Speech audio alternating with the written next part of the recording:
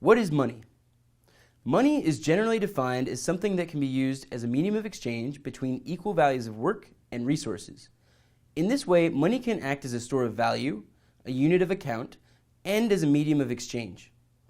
When discussing how Bitcoin functions as both a currency and as a payment system, it's useful to understand how society has transferred value historically. Over many generations, people have adapted different mediums to transfer value amongst them, and each of these methods has responded to inefficiencies in the methods that preceded them.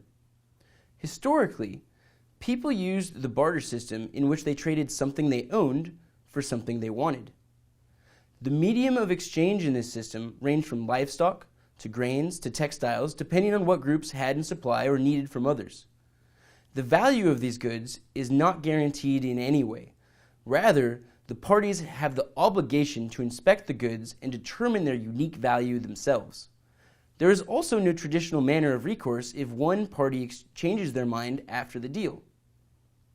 Bartering is quite limited for a few reasons.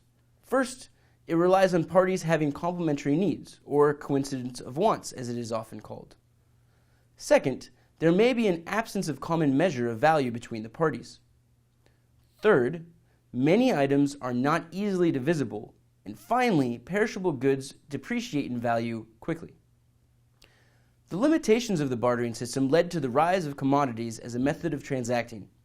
Gold was the most popular commodity to use, primarily because people valued its physical properties. So what made gold so good to use? Gold is scarce, so there's not too much of it. Durable, so it will last over time in use. Divisible, so it's more practical to exchange. And distinctive, it's really hard to fake. In practice, gold was used much like bartering.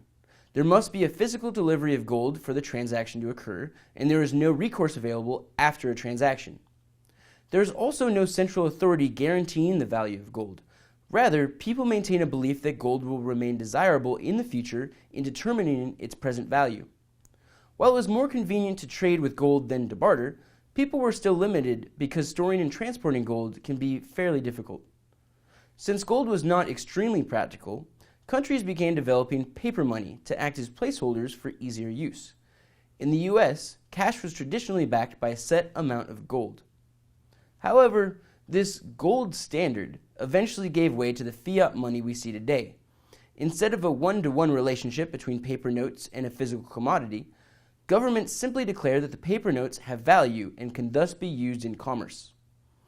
In this system, the underlying value of cash is rooted in the trust people have for whatever government is backing the currency. An important consequence of fiat money is that there is now an unbounded supply of money. Governments can print more money at will as a political tool, devaluing the money already in supply.